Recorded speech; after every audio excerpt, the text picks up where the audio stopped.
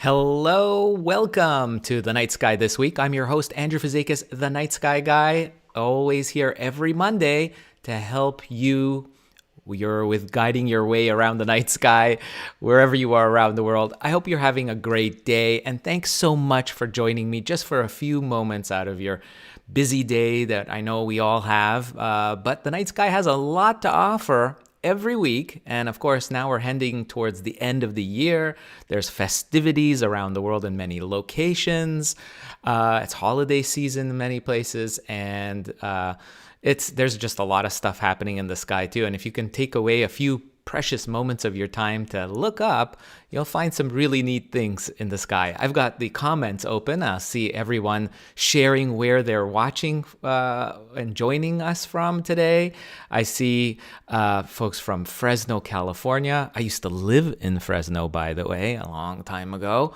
And Toronto, Canada, Pennsylvania, USA. So nice to see everyone everywhere around the world joining. So why don't we dive right in to the night sky? Here's our planetarium program set up for Monday, December 20th. And of course, we've got our friends, the planets, right after sunset, looking towards the southwest. What you get to see so clearly are those beautiful, brilliant dots lined up in a different angle, maybe from where you're watching. Perhaps you're watching in the southern hemisphere. This will be oriented almost in a mirror-like image in your sky as to what you're seeing here on the screen here. I'm located in Montreal, Canada, which is 45 degrees latitude north of the equator. I'm basically exactly halfway between the North Pole and the equator. And this is what I would see. And it's pretty much what a lot of folks around the northern hemisphere will see, exactly like this. And if you're in the southern hemisphere, you'll still see the same kind of objects. I talk a lot about things that are visible throughout the entire world, and this is something that you can see as the planets no matter where you are. And what's also great about the planets is that they're visible even in urban conditions. So if you're stuck within the city, there's a lot of light that you're surrounded with. Don't fret too much. It's not something you need to give up on. You can actually see these objects clearly, even in cityscapes. Just make sure you have a clear view towards the southwestern sky, and you'll be able to see Jupiter, Saturn, and Venus lined up, and little Mercury now joining the club as well. You can see there, right there, Mercury joining these 3 bright planets. Now, this is set for December 20th, but if I would skip over, say, into December 21st, Tuesday, Wednesday, Thursday, look what's happening with Mercury, right? You see that Mercury is moving up. This is Thursday, December 23rd. Christmas Eve, December 24th. Christmas Day, December 25th. And then Sunday, December 26th. Monday, December 7th. Can you see what's happening? Mercury is rising in the sky and joining Venus. So by next week, the last few days of the year 2021 will have Venus and Mercury, the 2 innermost planets, joining together quickly just in a matter of the next week. And you can see this happening after your local sunset in the southwestern skies. And maybe bring out your binoculars and you'll be able to pick out little Mercury from the glare of the sunset. That twilight, dusky glow can really mask this small little planet that's so close to the sun, and really having binoculars handy makes it so much easier to see. So I'd love to hear from you guys. Make sure you give me comments. I want to hear this week if you guys can actually see little Mercury rising in your sunset skies. It's something beautiful. It's considered one of the most challenging of naked eye planets. There's a classical list, by the way, for those of you that are new to sky watching.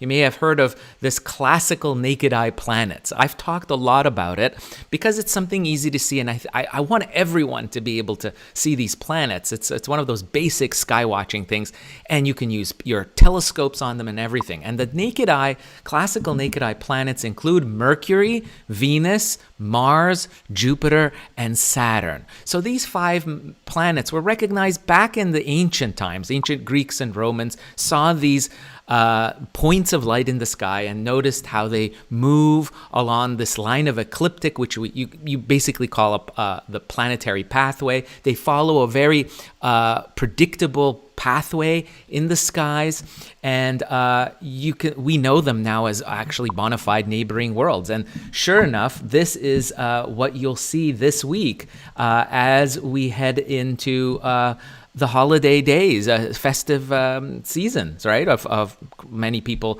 of course, celebrate Christmas. And so, there's been a lot of interesting things, by the way, is what could have been the Star of Bethlehem, right? So you've probably heard of it. Those of you that are not Christian, you've probably everyone's been hearing about what it was, the Star of Bethlehem. Is there any real historical connection to it? It could have been, and one of the possibilities that have been bandied about by historians is perhaps planet Venus, or maybe a conjunction between Venus and Jupiter or other planets was what was seen by the Magi, right? The Star of the Magi, the Star of Bethlehem. That it could have been a planet, could have been Venus and Jupiter. So you can go out and see this for yourself. And then over the next couple of weeks, and it's interesting to ponder the historical possible significance of this brilliant planet, particularly Venus, so bright. And of course, Mercury joining in on the action there. So that's something I want you guys to definitely be looking at. And of course, let's talk about Comet Leonard. If I punch Comet Leonard up in my software here, there is Comet Leonard as we are speaking on Tuesday. Let me just put it on Monday. This is Monday, so December 20th. So if you're watching this on Monday and the sun hasn't set for you, this is where Comet Leonard is located. It's past Venus. We were talking so much over the weekend last week about the anticipation of it going by Venus. I love to hear from you guys. Have you seen Comet Leonard? It's quite challenging, I have to say. Many people have told me across the world that yes, they've captured it on film through their cameras, but visually it's been just a real challenge. And with binoculars, definitely that's helped them. but it's the glow of the sunset, right? That glow, that dusky twilight glow, that the comet is very close to the horizon locally for most of us, and it's just been a challenge for it to kind of be picked out of that in that scene. And I can see people saying that they've been clouded out from as well. So that's something that you have to deal with, is being able to watch the comet move, being aware of where the comet is in the sky from day to day, because it is making tracks. It's not in the same place as it was a few days ago.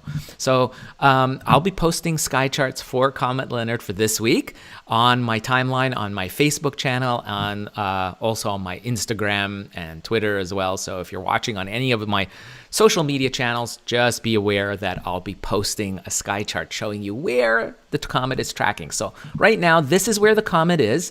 And if you want to know how far away the comet is, let's just, oops, I've just lost it there for a second. But just seeing if we measure it out to Venus, it is currently, what are we talking about? 12 degrees apart. So as you can see, 12 degrees. So what does that mean, 12 degrees? So this measurement, the distance that it appears in the sky for us here on Earth, 12 degrees. So a great measure is using your fist. And I've mentioned this last week in my timeline on Facebook.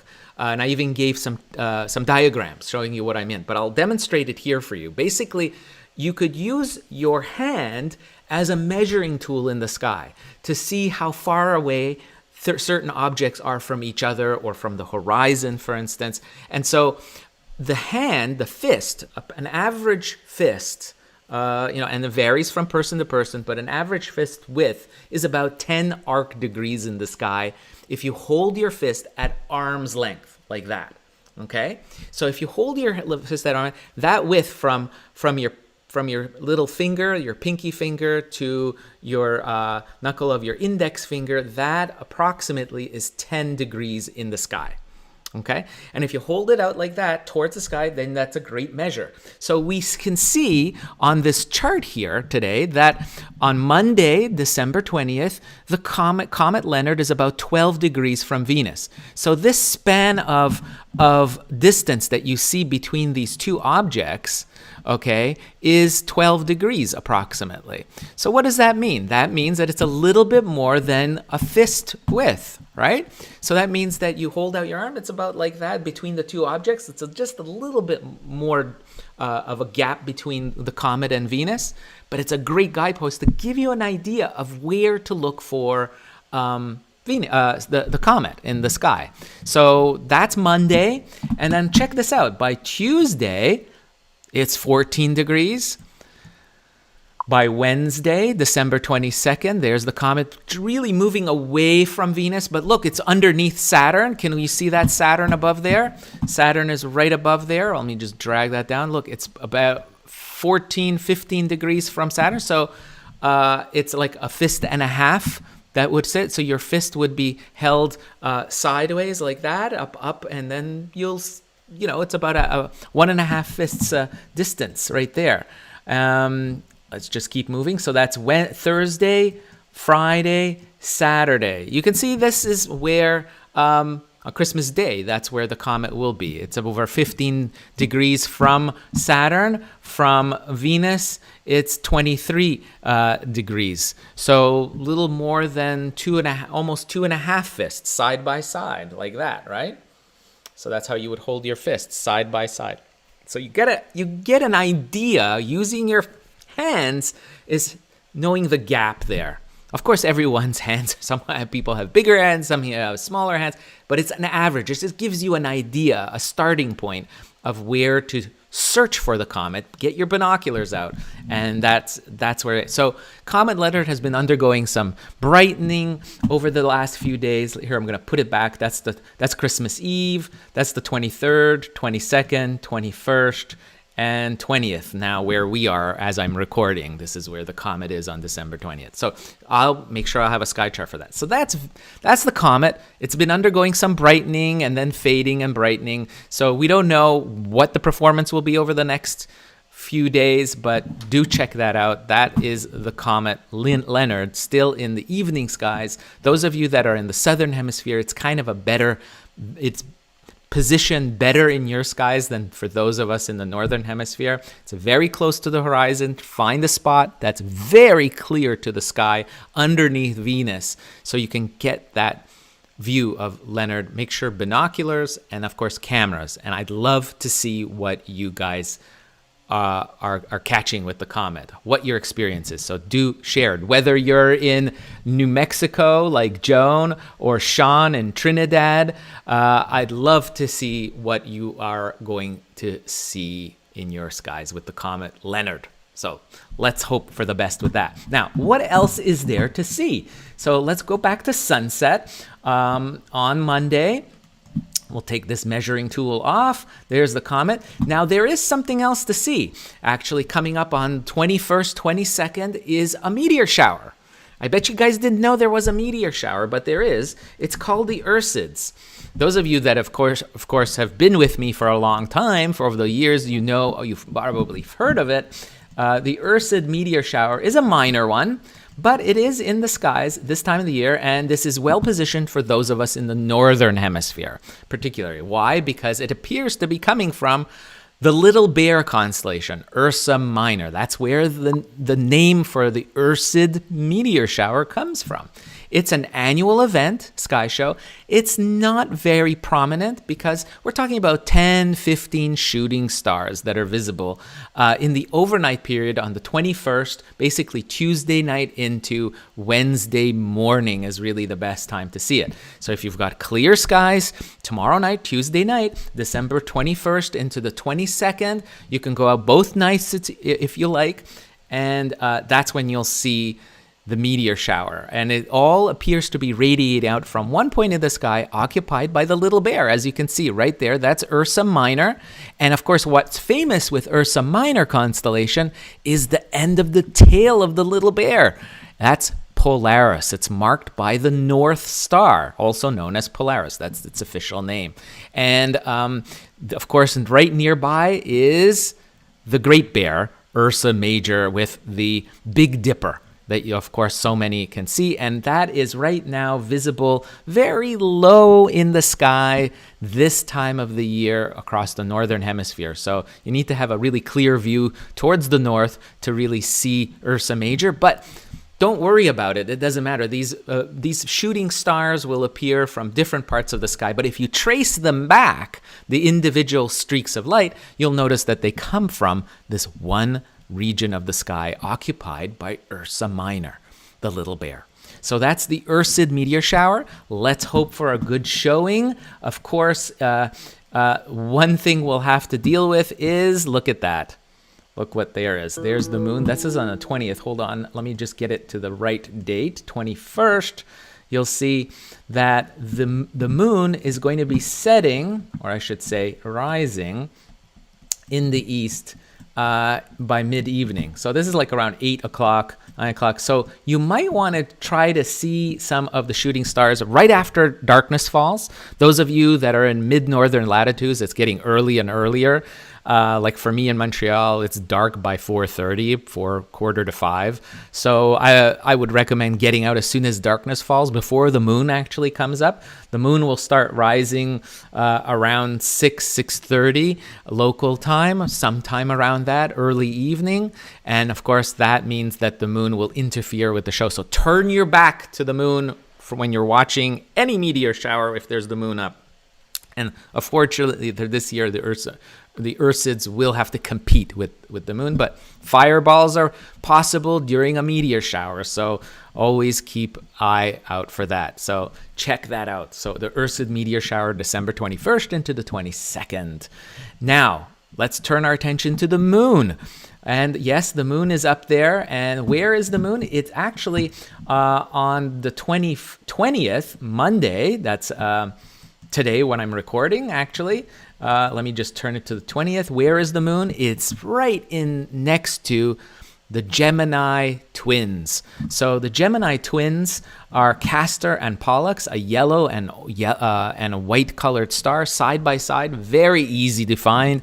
It's pretty much next door to Orion, the powerhouse constellation that's rising in the east right now, mid-evening.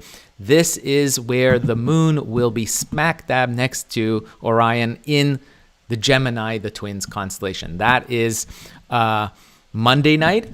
If we keep moving, Tuesday, let's just move into later into the night. I'm going to move this up. So as we're about like 9 o'clock on Tuesday, December 21st, what you'll notice is that the moon will be in the constellation Cancer the Crab. And what's neat is, of course, it's a waning gibbous moon, so it's not a full moon anymore. The full moon was on the 18th, 19th, Saturday, Sunday, this past weekend. So now it's waning the moon, meaning that less and less of the moon's disk is illuminated over the following days. It's heading towards a crescent moon and then a new moon, right? So what's neat is on Tuesday night, December 21st, there is a beautiful, very prominent star cluster next door. So if you have binoculars, you can pierce through that lunar glare, the bright lunar glare, or you have a telescope, you can look underneath the moon and look for the beehive cluster. I love the beehive, and this is a great opportunity to see the beehive. The beehive is dozens of stars located about 610 light years away. Here's a beautiful photograph of the beehive cluster in Cancer the Crab. And on Tuesday night, the moon will be acting as a wonderful guidepost for binoculars and telescopes. Now remember, you'll have to deal with that bright glare of the moon. I know it's not optimal. I know those of you that are experienced at the telescopes are saying, Andrew, why are you talking about it's going to be a little bit more tricky? Yes, but for those of you that are new to the hobby, the moon is a wonderful guidepost in learning the night sky, learning the location of deep sky objects, of stars as well. So I'd like you to try, if you have binoculars or a small telescope, is to try to scan underneath the moon for that cluster of stars called the beehive. And it's just a beautiful cluster. It's been known since ancient Greeks and Romans knew about it. It looks like a fuzzy little glow in the sky when the moon is gone and you have clear, pristine skies. It's really neat. So that's Tuesday night that all of that's happening with the moon in Cancer the Crab. But then what I wanted you to see is where the moon is going later. So on the 22nd, Wednesday, and 23rd, Thursday, look where the moon is. It's located on Thursday night. You'll be able to see the moon rising in Leo the Lion. And then basically, for those of you that are waking up on Christmas Eve, early, or you guys that are early birds, looking towards the west, you'll see the same thing because the constellation moon will travel from east to west in the overnight period through the southern sky. And look at this, by Christmas Eve morning, look towards the west at sunrise. There we go. And you'll notice that the moon is very close to, let me just get it a little bit darker than this, so earlier. This is at sunrise, but let's say about a half hour before sunrise, okay? So let's say about a half hour, like that. What you'll notice is that the moon is next to a bright star. This is called Regulus. It's the lead star in the constellation Leo the Lion, and it used to be called Coriolanus, the heart of the lion, very appropriately. So the moon and the heart of the lion, Regulus, this brilliant blue-white star, will be together in the sky on Christmas Eve morning. Something beautiful. And on Christmas, the night before, Thursday night, December 23rd, you'll see this same pair rising in the east late at night. So check that out. It's really, really cool. And the two will be together in the overnight period. It's just something absolutely beautiful to see. I don't want you guys to miss that. So that's it for this week. I mean, it's packed. As you can see, there's always something to see. And these are really pretty easy things, things that you can use your binoculars with your naked eye. A small telescope would be a lot of fun. Maybe you'll get one under the tree. Maybe there's a present of a telescope on the way, who knows? And if you do, well, I'll be here to help guide you. So thank you so much for joining me again this week. If you like this video, please show your support by subscribing to my channel, whether it's on YouTube or Facebook. Please join my community of stargazers, become a stargazing friend, and make sure you hit that notification button too so you don't miss my next video or posts that I put regularly throughout the week. Sky charts about the things that I've talked about in this video pop up on my timeline throughout the week. I want to share as much of the night sky as I can with all of you, especially during the holiday season. I hope you get some time to do some sky watching. I'll be back here on Monday between the holidays, end of the year, to share with you what some things are happening. And just a little tidbit for you guys, sneak peek. I am writing a beautiful guide for National Geographic online on what are some of my picks for the big sky watching things to see on your calendar for 2022. So I'm putting that together now. It'll be up in a few days. I'll make sure I'll put a link to that so you can check that out. So you can mark your calendar right now on what to see all in 2022. So stay tuned to that. Watch my channels, Facebook and YouTube and Twitter and Instagram, for when that article in National Geographic will be coming out. You don't want to miss that. So you'll be ready for everything that's happening in an amazing 2022 sky watching wise. It's going to be incredible. So just stay tuned to that. So thanks again for your time. I wish all of you clear skies. Bye-bye.